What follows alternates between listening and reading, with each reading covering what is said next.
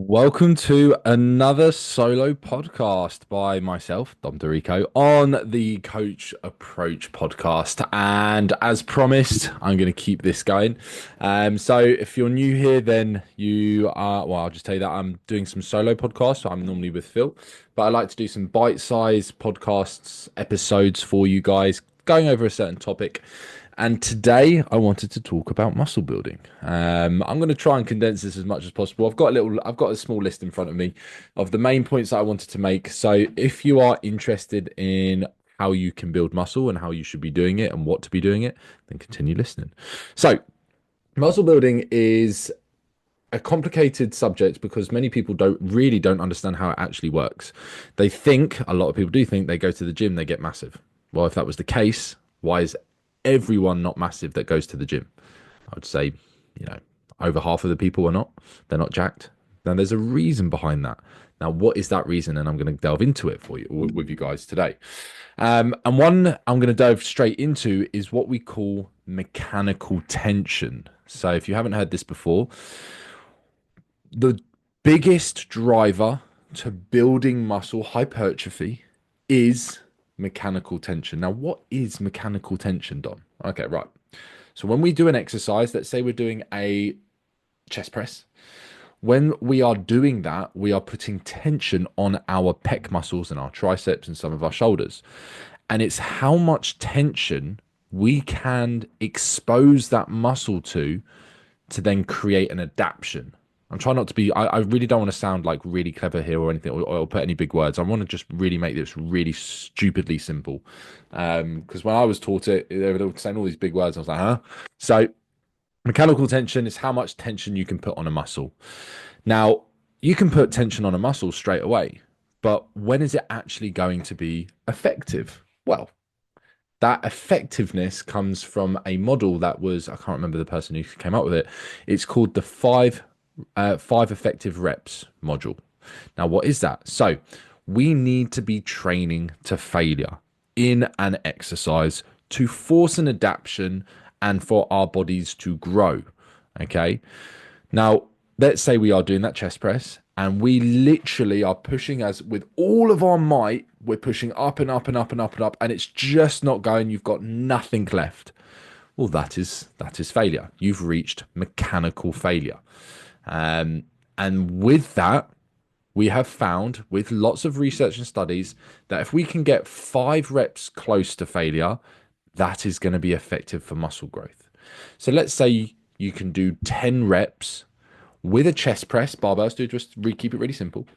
And on that 10th rep, you cannot push it up anymore. The bar just comes crashing down. You've got nothing left. You've got no energy. It's all done. Your muscles are going, yeah, fuck this, we're done. Well, we know that 10 reps is your failure point. 10 reps is fail. Well, the 10th, the ninth, the 8th, the 7th, and the 6th rep are effective. They are equally going to produce muscle growth in a short term, in short. As I say to my clients, we want to collect as many effective reps as possible. Okay, so let's say you've got person A who's training to 1 rep to failure and person B who's training 4 reps away from failure. Person A is collecting more effective reps than obviously person B, but they're still going to see some change. They will see change overall. You'll see a bit more quicker change in person A than person B. So this is kind of where I wanted to start with. So mechanical tension, that's what we need to put our muscles in. We need to put our muscles under tension. Then we've got to train our muscles to failure. And then with that failure, it's that 5 reps away from failure is going to be the most effective reps for muscle growth. So now we've got that sorted. Okay. Now that is where a lot of people go wrong. They don't challenge themselves enough in the gym.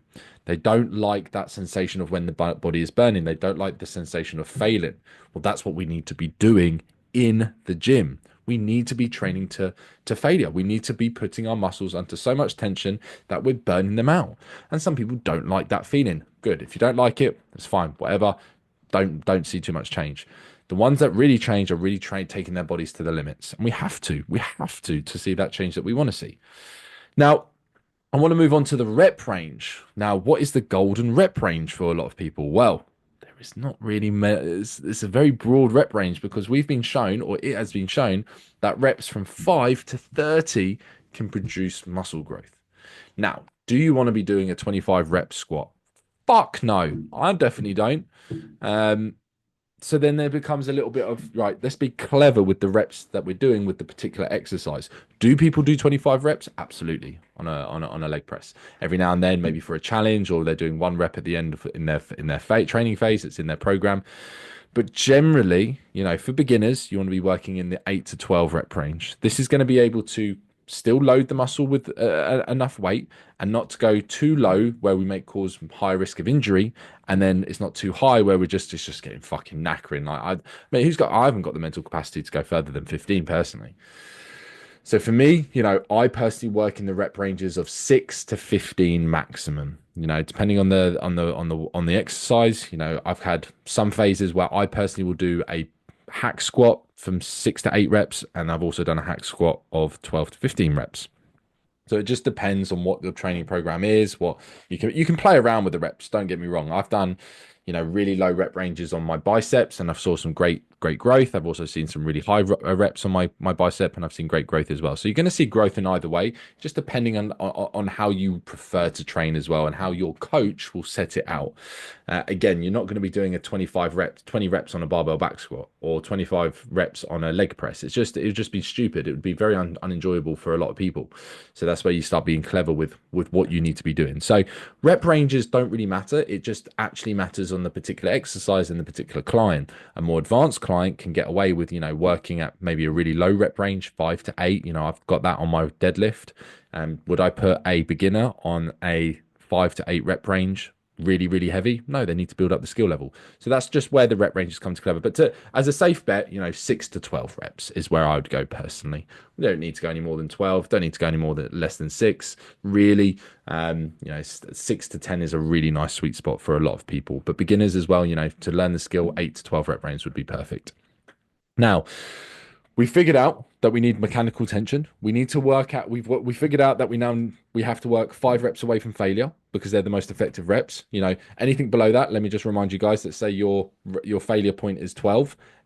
Reps from 1 till 7 aren't really going to do anything to your body. They're just kind of priming you for that effective reps. So if you're not training close to that failure point within those 5 reps, it's not really doing too much. Okay. And that's why there's a lot of people that don't have good physiques because they're training, but they're not training to failure or in that effective rep module. Now we understand that the rep ranges will vary depending on the exercise and skill level and particular person. Really 6 to 12, 5 to 12, I personally would go for. Now, what about the food? Well, you need to be working in a surplus. You need to be eating more than your body needs so it can create more tissue in a very simple terms. All right, guys. So no one call me out on this. I'm trying to make it really, really simple. Think of it like insurance. You can build muscle when you are maintaining the same weight. However, you are going to maximize that growth if you're going to be eating more than your body needs. So it's like insurance, like an insurance of muscle growth. Let's just make sure we're eating more. Let's make sure we're pushing body weight up, along with obviously training hard, mechanical tension, and all that. And that's going to cover ourselves, and we're gonna know that we're going to be building muscle. Maintenance definitely works. I worked at maintenance for a while when I was going through other stuff in life. We don't have to be pushing food up all the time and putting more stress on the body because it does. It puts stress on the body. And working at maintenance can just give you that kind of chill out time where you're still going to be building, still going to be cutting a bit of body fat, building muscle. When you become more skilled, you do really need to go either way, one or the other personally. So surplus is eating more than your body needs, and you need to track that through body weight and visuals as well. So being in a surplus is going to cover you if you've covered the mechanical tension side of it. And obviously technique and form, by the way, guys, you need to build muscle, you need good technique and good form. How much I put down on my next point is how much can you gain in a year. This would depend on how skilled you are and how long you are into your journey. But for natural people, it's fucking slow. Trust me. I'm still trying to find ways to build muscle quicker if I've covered all the other areas. But I think I saw a study where it was about 7 kilos in a year for a natural. That's not a lot at all, or 5 kilos. Even less for women, 2 to 3 kilos. I hate to be the bearer of bad news. People on steroids can get away with 10 to 15 kilos, quite a bit, but then that does drop off the more advanced you get. But just know that muscle gain is a very slow process, very slow, especially if you're natural, and it's fucking painfully so slow. And I hate it, and I wish it would change, but it's not. It just is the way it is. So yeah, that's what I want to say about how much you can gain in a year. Don't expect. There's a lot of people that are on steroids that don't pretend that they're not and gaining loads of muscle. Their change is ridiculous. It's not natural. Trust me. Follow natural bodybuilders. You'll see what the difference over the years. Steroids do make it a little bit easier. Don't get me wrong. You are going to build more muscle quicker, 100%. I have friends that do. I've had friends that are half the size of me and within 6 to 8 months are double the size of me, and it is what it is. But obviously there comes with risk factors. So this is not me saying to do anything like that, but just steroids does make it a bit easier. But then there are a lot of health there are lot of risks that roll with that. Now, the importance of sleep. I want to finish off with this: importance of sleep and recovery. So, sleep is king. If you are having terrible sleep, your recovery is going to be shot to fucking pieces, shot to pieces. So, you need to be making sure that you're getting good, adequate sleep. That's going to promote more muscle growth and also enough deficit, but we're not talking about that. And remember, guys, building muscle actually happens outside of the gym. People forget this. Just because you go to the gym and train hard, if you can't recover and you're not eating enough and you're not eating good quality proteins and you're not eating good carbs, you're not going to grow as much as what you think you can. Okay. So think of it of, there's a lot of things to cover in muscle building, but if you're getting really good sleep, it's only going to get improve your physique tenfold. You know, Remember, as I said, recovery is the most important thing. If you are not recovering as well as you are training, you are not going to maximize your muscle building phase or muscle building, slapping muscle on your body. If your recovery shot to pieces, you are not going to build as much muscle as you can. So I think we stimulate and break down the muscle in the gym and the muscle fibers, and then those muscle fibers need to be recovered, say regenerated, added more. Like, think of it like a brick wall. We break down the brick wall a little bit and then we add more building blocks on there. So think of it like that. If that's the easiest way I can think of it, think of explaining it. And I've explained that before. It's like a wall with bricks, and then you smash down the bricks, and then later on you add more bricks to make it better, make it stronger. And that's kind of how muscle building is within, like, that's a 10-second kind of definition pretty much. But yeah, you've got to be working on your recovery, got to work on your sleep. Person A that gets 3-4 hours broken sleep to person B that gets good solid 8 hours sleep, quality sleep, you'll see the vastly different body compositions if they're following the same training plan, etc., etc. Good quality foods make a big difference as well. Quality proteins. Remember, without adequate protein, you are not going to be building muscle as well. So you need to be making sure, and to cover yourself, guys, for listening this, 1 gram of protein for 1 pound of body weight. Just cover yourself like that. So, for example, I'm 90, say I'm 100 kilos. I need to be consuming 220 grams of protein. Without protein, you are not going to help that brick wall build. It's like the cement per se. So protein is the main macro of muscle building, but you need to be in a surplus as well. Some people think that they just need to be eating protein and not be in the surplus. No, no, no, no, no, no. If you are eating enough protein, but you are not in a surplus and you're in a deficit, you are not building muscle. You are just maintaining the muscle that you have. You have to, they come in hand. You need to be in a surplus and eating enough protein to build muscle together. I've just done like a pyramid on the camera if people have seen that. So think of muscle building like a fitness tree. All these branches are different things: sleep, mechanical tension, 5 reps away from failure, technique, form, rep ranges, surplus, steroids if you were going to use steroids, sleep, hydration, salt, carbohydrates, stuff like that. So there's an encompassing approach to muscle building, but hopefully that gives you the muscle building 101 breakdown. I wanted to try to do this. I think I've been about 12 minutes, 15 minutes. I'm pretty happy with that. So let's just have a quick summary. Mechanical tension, how much tension we can put on that muscle is very important, is the main driver of muscle building. We do need to be working within 5 reps away from failure. Okay, you need to be pushing your body to that failure point to make an adaptation. If you are not training hard enough, you will not see change, regardless if your nutrition is there and your body weight is improving, your sleep is good. If you are not training hard enough, nothing else matters. Rep ranges, I personally would go within 6 and 12 personally.